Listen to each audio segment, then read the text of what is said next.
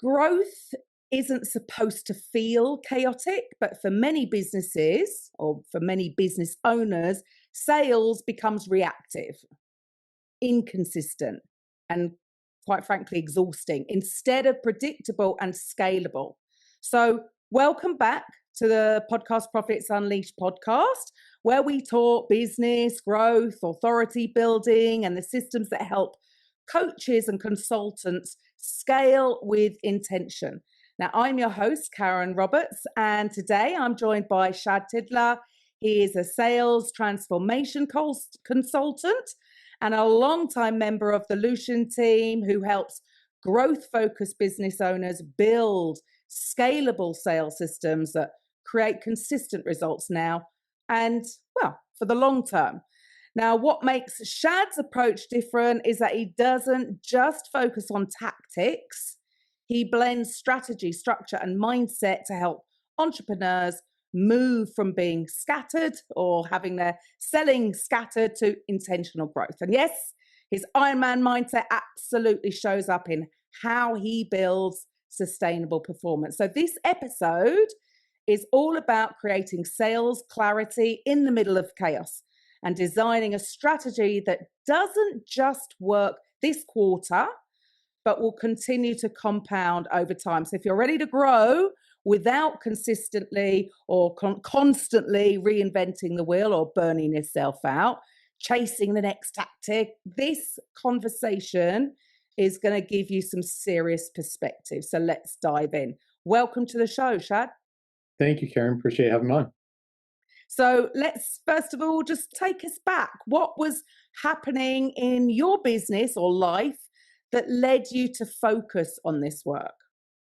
I wasn't ever intentionally focusing on this. I was supposed to be an engineer, and that worked out perfectly, Karen, as you can see.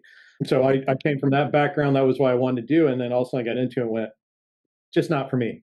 So I ended up over doing in the business school and then did some work over in India, consulting, and then working for third-party logistics companies, and really just fell into sales. And so did that for a little while out in New York City, and people were saying, hey, I was an inside sales type role. They were saying, hey, you'd be great for an outside sales because I was helping some of the outside sales folks. So I took on that role, and a lot of it was I just went out and did stuff like you explained, very just haphazard doing stuff, hoping that worked, right? And I luckily did some research and said, let me go get some help, and ended up at Lucian as a client and started to get some clarity and started to get a process and repeatable and started to understand, why do I struggle with these things? And when it was 2014 and I'd been in the logistics world sales for about 15 years, I just said, okay, I'm ready to do something different. And I'd always promised myself if I did, it would help a lot more people. And I wasn't thinking about this or this role, but I just happened to mention it to one of the partners here. And he said, come work for us. And the more I thought about it, I go, this is the kind of puts everything together to help more people, but still in the sales realm that I'm really enjoying and want to do more in. Awesome. And for anybody listening who's exactly where you once were, right? What is the process that you now walk clients through? Yeah. So first thing is, in going back to the start of this, is clarity. Very first thing, there are so many clients I talk to, and they're like, well, we want to grow our business. Okay, but what exactly does that look like, right? And why do you want to go there? And what does that mean? I always think of, if you go, hey, my goal is to travel more, right? Let's say that's your goal, but you don't set a specific what that looks like, where you want to go and why. If you just drive down the street to the gas station, you traveled. Versus intentional of, hey, this is where I want to go and this is why and why it's important. So that's the very first thing, is helping them map that out and get clear. Then from there, it's about how do we actually not only build the plan to get there, make sure we have the resources, but then also help take that down to day-to-day of, here's what your people need to do and how to help them do it and be effective in your world in order to be able to get along that plan and that strategy to get to that goal and keep building towards it. And what would you say has to be in place before someone can actually scale sustainably? Yeah, a couple things. Number one, they've got to have the right mindset to go there. There are so many, Karen, I see so many people who go, I want to grow, but then when the time comes, they're like, I'm not wanting to put the effort and energy. I'm not willing to admit that I might be the one getting in the way of that. because I don't have the skills and tools, or I'm not as committed as I thought. Can't help somebody grow if they're going, I just don't want to put the effort and energy. There's no easy button, there's no magic pill. So that's one of the things that's got to be in place. Great leaders understand that the more they grow, but also get out of the way, the more their organization and their people grow. A lot of organizations I've worked with, they're seeing over time, they don't grow because the leader is the one holding them back. So that's got to be the first thing. Now, from there, it has to be, okay, we've got to put some structure pieces in place. And part of it is understanding what's there, what's missing. If I'm going to help my people grow and have the right tools, I got to first start with what's there, what's missing, what do we need to put in place? And then, okay, let's look at what's there. How do we help make it more effective from a sales process standpoint, from the right things we're measuring and tracking to make sure we're on track, from a skill standpoint, and then what's completely missing because you've never done this, you don't know what you don't know, to get into place to help you. And where do you see people complicate this? A lot of times in process, really. And here's what I mean is that they go, okay, we got to have this complex sales process we're going to go through. It has 15, 30 steps.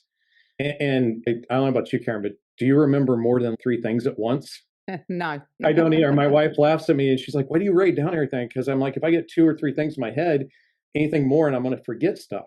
If you have a sales process that's got so many steps, so complicated versus just some easy key things that are very aligned to your prospects and your customers and what they're looking for, and it's something your people can easily follow and remember, you're going to be a heck of a lot more effective with them picking it up. So they tend to overcomplicate that. And then also they tend to go, I just naturally do it as an owner or a leader of this organization because I've done it for years. And then they get frustrated that their people can't because their people aren't them. Yes, I would have thought that's quite a common one. And then because they've been doing it consistently in that way, some people are resistant to change, right? Absolutely. Absolutely. And so, what measurable change should someone expect if they implement this properly? So it's going to be relative to each organization and industry and market. But what we've seen is that the first year of starting to put some of these things in place, you're probably going to see very modest change in terms of how you grade that change. Is that change you're going, it's just about bottom line revenue?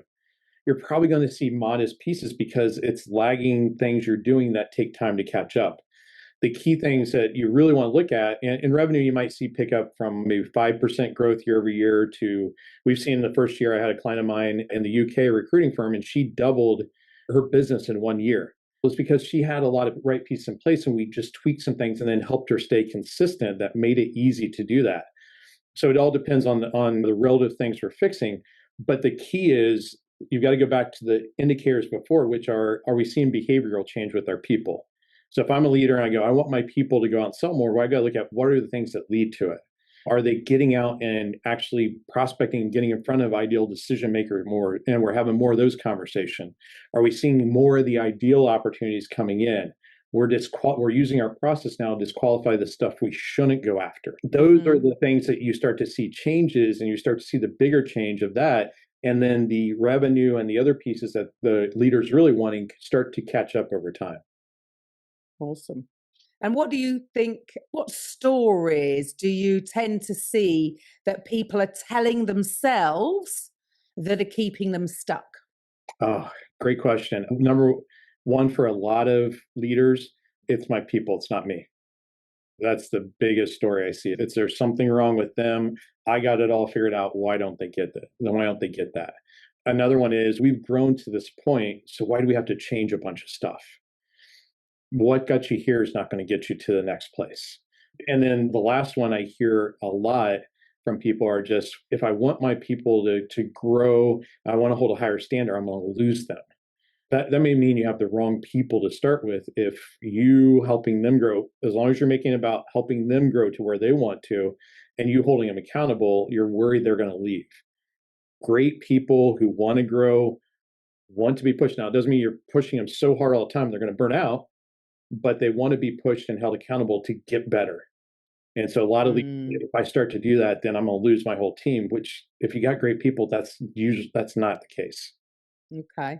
And look, a lot of listeners might be thinking, this sounds great, but I don't have either the time or the money or a team. And Mhm. so, what would you say to that? I would say look and see what's more important to you. So here's what I mean. Don't have the time. That just means it's not a priority. That would be like me saying to my wife, today's trash day. If I didn't put the trash cans out last night, and she goes, why didn't you? I go, ran out of time. No, I'm telling her I didn't prioritize it. Right. So that would be the first one is look at priorities and go, okay, where am I wasting time doing things that really aren't leading to the growth of my business, or I should be investing in this. Even if you don't have a team, Karen, part of it is getting a lot of these pieces we're talking about here in place first so you can be able to have the team and be prepared for it. So Mm, making sure you got the right things in place versus I'm going to hire somebody and hope they come in and do it for me, which they're mm, rare that's going to happen, or I'm going to hire somebody and we'll figure it out. No, as soon as they figure out you don't have the right pieces in place to help them, the right strategies and structures and tools, they're going to leave there pretty quickly. mm. And fair enough, right? So Yeah. if someone's listening and they know that, okay, this is the next level, if you Hmm. like, for them, what would be the best next step? If someone's listening at first, this is the next level. The first thing I would do is tell them, get very clear on your goals, and then start to really sit down and go, let me really understand what's there, what's missing, and see where the gaps are. And then from there, go, okay. A lot of leaders, I think, especially when they're growing a business, like I got to do it myself. I got to no, whether it's me, someone else, go find someone that can help get you to that next level and help you see the blind spots. Even if you inventory and go, here's what's there, what's missing, there may be things you don't see because you don't know what you don't know. You don't do it every day, right? It's not something that you go, I've been through and I've done this. So get somebody who can help guide you through it, that you trust, that has experience, has the tools, and can help you grow to where you want to. And if they want to get in touch with you, if they want help from you and your Mhm. team?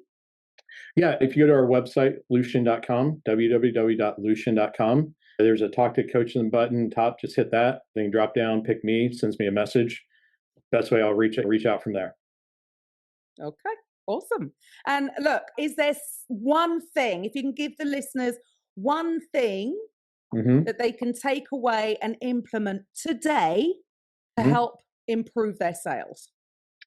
Have a clear goal set and be intentional about where you want your sales to go versus just I'm going to show up and hope that I get to somewhere. Fantastic. Okay, so guys, I also want to leave you with something that's practical that you can use straight away. So if today's conversation has got you thinking about how you show up on podcasts, in your content, or in sales conversations, I've created a custom story bank GPT to help you. Now, it will walk you through uncovering and organizing the exact stories that will position you as the authority, the ones that build trust and naturally lead people towards working with you. And you can access that completely free. So just head to the link in the show notes and grab the Story Bank GPT. And if you are ready to take it a step further, then my 4-part mini course, the Podcast Profits Funnel, is available. You'll see it next to the chat GPT. I walk you through the full system from strategic guesting to building back end offers to turning podcast appearances into real business opportunities. So, if you complete the course within 5 days and do the short assignments, you'll unlock a bonus training, which is about how to automate your sales and a training that you won't find anywhere else. So, go start with the Story Bank GPT. If it resonates, then you can dive into the mini course. So you'll find everything at podcastprofitsunleashed.com/free.